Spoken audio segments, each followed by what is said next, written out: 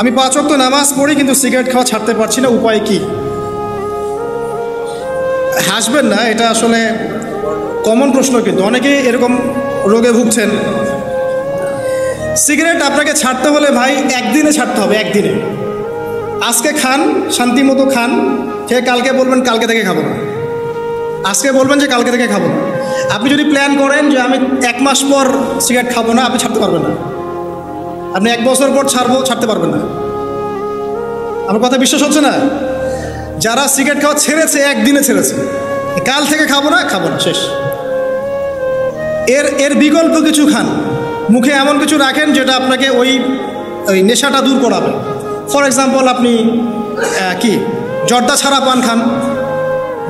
পান খান, যদি খেতেই চান কিছু, আপনি চকলেট খান অথবা কালিজিরা খান, কিছু একটা মুখে দেন যেটা দিয়ে আপনি আপনার ওই এটা পূরণ করবেন। আর একটা বিষয় মাথায় রাখবেন, নামাজের হিসাব সবার আগে দিতে হবে। যদি সিগারেট খাওয়ার মতো সামান্য ইস্যুতে আমার নামাজ নষ্ট হয়ে যায়, তাহলে তো আমার চেয়ে বোকা আর কেউ নাই পৃথিবীতে। অতএব নামাজকে সর্বোচ্চ প্রাধান্য দিয়ে সিগারেট খাওয়াটা আজকে থেকে ছেড়ে দেন। 10 দিন, 20 দিন, 1 মাসের অপেক্ষা করবেন না। আর একটা কাজ করবেন, সেটা হলো কন্টিনিউয়াসলি আপনি সারাদিন আল্লাহর জিকির করতে থাকবেন। চলতে ফিরতে সুবহানাল্লাহ, আলহামদুলিল্লাহ, আল্লাহু আকবার, লা ইলাহা ইল্লাল্লাহ, সূরা ফালাক, সূরা নাস, ইখলাস পড়তে থাকবেন। আল্লাহ আপনার মুখের মধ্যে নূর দিবে ইনশাআল্লাহ। আপনার ওইসব মুখে দিতে ইচ্ছা করবেন ইনশাআল্লাহ। এক ভাই প্রশ্ন করেছেন, অনেক জটিল প্রশ্ন করেছেন, জানি না এই বিষয়গুলো আপনারা সবাই বোঝেন কিনা, আমি উত্তর দিচ্ছি ইনশাআল্লাহ। তিনি প্রশ্ন করেছেন, জায়নিস্ট মুভমেন্ট আসলে কি জিনিস? এটা জটিল প্রশ্ন ভাই। আসলে এটা একটা মুভমেন্ট সারা ওয়ার্ল্ড ওয়াইড চলছে বিগত 100-200 বছর থেকে। আল্লাহ রাব্বুল আলামিন কোরআনুল কারীমে সূরা মাঈদার মধ্যে বলেছেন, শোনেন, সূরা মাঈদার মধ্যে আল্লাহ পাক বলেছেন, ইয়া আইয়ুহাল্লাযীনা আমানু, হে মুমিনগণ, আমি খুব সংক্ষিপ্ত আকারে বলছি, হে মুমিনগণ, লা তাত্তাখিযুল ইয়াহুদা ওয়ান নাসারা আউলিয়া, হে মুমিনগণ, তোমরা যারা ঈমান এনেছো, তোমরা ইহুদি এবং খ্রিস্টানদেরকে বন্ধুরূপে গ্রহণ করো না। কে বলেছেন? কোন সূরা আছে? সূরা মাঈদা, মেবি 51 নম্বর আয়াতে আছে। কোন ইহুদি কোন খ্রিস্টানকে গ্রহণ করো না? বা'দুহুম আউলিয়াউ বা'দ, যারা একে অপরের বন্ধু। ইহুদি এবং খ্রিস্টানদের মধ্যে যারা একে অপরের বন্ধু, তাদেরকে তোমরা বন্ধুরূপে গ্রহণ করো না। সবাইকে না, কিন্তু ইহুদি এবং খ্রিস্টানদের মধ্যে যারা একে অপরের বন্ধু, এদেরকে মুমিনরা তোমরা বন্ধুরূপে গ্রহণ করো। ওয়া মান ইয়াতাওয়াল্লাহুম মিনকুম ফাইন্নাহু মিনহুম, তোমাদের মধ্যে কেউ যদি ওদের দিকে মুখ ফিরায়, তাহলে সে এই উম্মতের কেউ না, সে তাদের অন্তর্ভুক্ত। ইন্নাল্লাহা লা ইয়াহদিল কওমা যালিমিন, আল্লাহ পাক এই জালেমদেরকে হেদায়েত করেন না। এই হলো আয়াতটা। তো এখানে আমরা বুঝতে পারলাম যে ইহুদি এবং খ্রিস্টানদের মধ্যে একটা বন্ধুত্ব থাকবে। এখানে মূল বিষয়টা হচ্ছে, এই আয়াত যখন নাজিল হয়েছে তখন ইহুদি খ্রিস্টানদের মধ্যে কোনো বন্ধুত্ব ছিল না। কথা কি বুঝতে পারছেন? তখন ইহুদিদের সাথে মুশরিকদের বন্ধুত্ব ছিল, মানে আবু জাহেল, আবু লাহাবদের সাথে ওই যে বনু কুরাইজা, বনু কাইনুকা, এদের বন্ধুত্ব ছিল। এই বন্ধুত্ব হলো কবে? এই 1800 শতকের গোড়ার দিকে এসে। এর আগ পর্যন্ত কিন্তু এটা হয়নি, বরং এরা একে অপরের বিরুদ্ধে লড়াই করেছে। ঈসা ইবনে মারিয়ামকে হত্যা করার চেষ্টা করেছিল কারা? মুসলিমরা। কারা করেছিল? জিউসরা, মানে ইহুদিরা। তার মানে ওরা আগে থেকে এদের শত্রু ছিল, ঠিক আছে? কিন্তু এখন মিস্টেরিয়াসলি লক্ষ্য করবেন আপনি যে এখন একটা অ্যাসোসিয়েশন বা একটা মুভমেন্ট দেখা যায় যে তারা, ইহুদি এবং খ্রিস্টানরা পরস্পর বন্ধু। যেমন ইসরায়েলের বন্ধু আমেরিকা, ইসরায়েলের সাথে পশ্চিমা কান্ট্রি যেগুলো আছে, ব্রিটেন, ফ্রান্স, জার্মানি, এই যে ইতালি, সবাই এরা একটা কমিউনিটি একসাথে। এটা কিন্তু আগে ছিল না। এই ভিতরে একটা মুভমেন্ট চলে, এর নাম জায়ন মুভমেন্ট। এটাকে জায়নিস্ট মুভমেন্ট বলা হয়। আসলে সারা ওয়ার্ল্ডে এখন সব কিছু ওরাই নিয়ন্ত্রণ করছে। পলিটিক্স বলেন, ইকোনমিক্স বলেন, মিডিয়া বলেন, অস্ত্রশস্ত্র বলেন, এভরি সিঙ্গেল সেক্টর আসলে তারাই নিয়ন্ত্রণ করছে। অটোমান এম্পায়ারদের ডিফিটের পর থেকে ওয়ার্ল্ডের কর্তৃত্ব এখন তাদের হাতেই।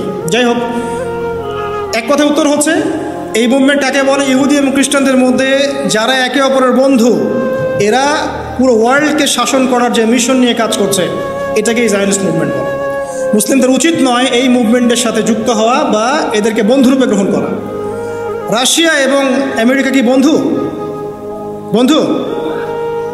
রাশিয়ার ইউক্রেন কি বন্ধু? পশ্চিমারা রাশিয়া কি বন্ধু? চাইনিজরা আর আমেরিকা কি বন্ধু? উত্তর কোরিয়া আর আমেরিকা কি বন্ধু? ভেনিজুয়েলা আমেরিকা কি বন্ধু? ওরা এই আয়াতগুলো বুঝতে পেরেছে, আমরা পারি না। কিন্তু অনেক মুসলিম কান্ট্রির সাথে ওদের বন্ধুত্ব আছে। অনেক মুসলিম কান্ট্রি পরস্পরের ভাই ভাই না, বরং এরা পরস্পর বোন বোন, বান্ধবী বান্ধবী। আমি ভাই ভাই বলি না, যে পরস্পর বান্ধবী, সিস্টার্স।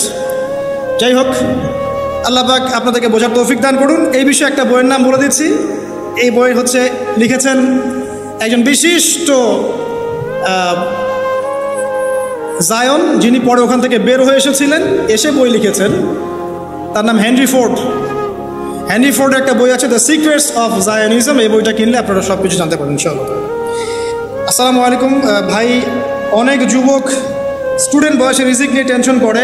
স্টুডেন্ট বয়সে কি রিজিক নিয়ে টেনশন করা উচিত? উত্তর হচ্ছে না। স্টুডেন্ট বয়সে রিজিকের টেনশন করা উচিত নয়। স্টুডেন্ট বয়সে শুধু পড়াশোনা করবেন। হ্যাঁ, আপনি এমন রিজিক অন্বেষণ করতে পারেন যে রিজিকটার সাথে পড়াশোনা সম্পৃক্ত। ফর এক্সাম্পল, টিউশনি, কোচিং সেন্টারে কাজ করছেন বা পড়াশোনা সংক্রান্ত কোনো কাজ করছেন, এই কাজ করতে পারেন। এর বাইরে অন্য কোনো কাজের দিকে এখন ফোকাস করবেন না, আপনাকে পড়াশোনা করতে হবে। যত পড়াশোনা করার বিয়ের আগেই করবেন।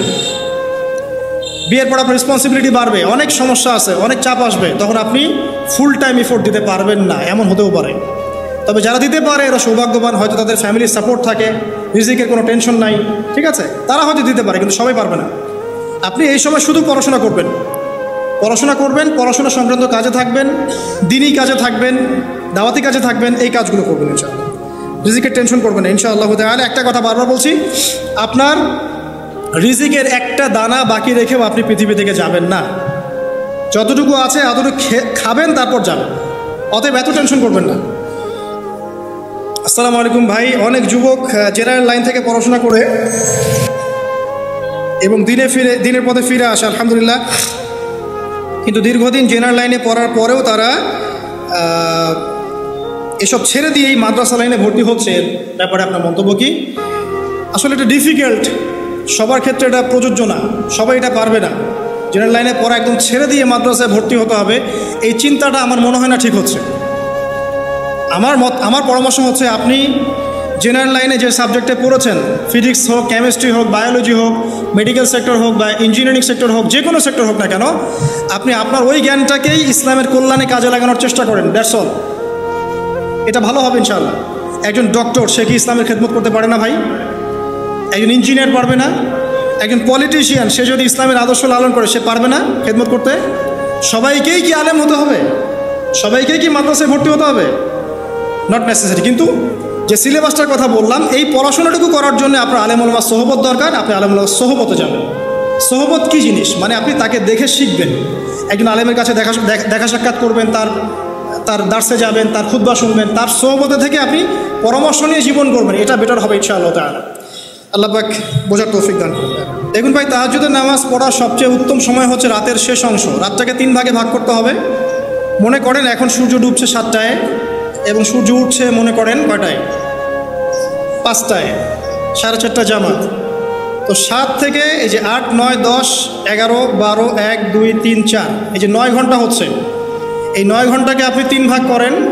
শেষের যে অংশটুকু, মানে 1টা থেকে 4টা, এই অংশটুকু হচ্ছে তাহাজ্জুদ পড়ার সবচেয়ে উপযুক্ত সময়। কত রাকাত পড়বেন, এই রাকাত সংখ্যা নিয়ে ঝগড়া করবেন না। নবী সাল্লাল্লাহু আলাইহি ওয়াসাল্লাম 2 রাকাত নামাজ পড়তেন, তার সময় তার এত মানে ইফোর্ট দিতে হতো যে তার পুরো পা মোবারক ফুলে যেত। চিন্তা করেন 2 রাকাত নামাজ পড়তে তিনি কত সময় ব্যয় করেছেন। কখনো তিনি 8 রাকাত পড়েছেন, কখনো 11 রাকাত পড়েছেন।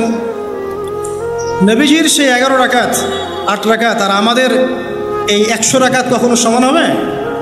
কখনো সমান হবে না। এখানে আমাদের সলিউশন কি? 2 রাকাত করে আপনি পড়তে পারেন। রাতের সালাত 2 রাকাত করে হাদিস এসেছে। তো এর চেয়ে বেশি পড়া যাবে না এমন নয় বিষয়টা। আপনি 2 রাকাত করে আপনি যত ইচ্ছা পড়তে পারেন, কিন্তু নামাজের কোয়ালিটি নিয়ে আসতে হবে। নামাজের কেরাতটা লম্বা হবে, চেষ্টা করতে হবে। রুকুটা লম্বা হবে, সেজদা লম্বা হবে। নামাজের সেজদায় বেশি বেশি দোয়া করতে হবে। নামাজ শেষ হয়ে হাত তুলে দোয়া করবেন, মানে এই সময়টা কাজে লাগানো। এখানে রাকাত সংখ্যা নিয়ে ঝগড়া করবেন না। নবীজির 2 রাকাত আমরা কখনো 200 রাকাতে শেষ করতে পারবো না। হবে না। অতএব 2 রাকাত করে আপনি পড়তে থাকেন যতক্ষণ আপনার এনার্জি আছে। আর এই নামাজে বেশি বেশি দোয়া করার চেষ্টা করেন। আল্লাহ পাক এই সময় দোয়া কবুল করেন। আল্লাহ পাক তৌফিক এনায়েত করুন। আমিন।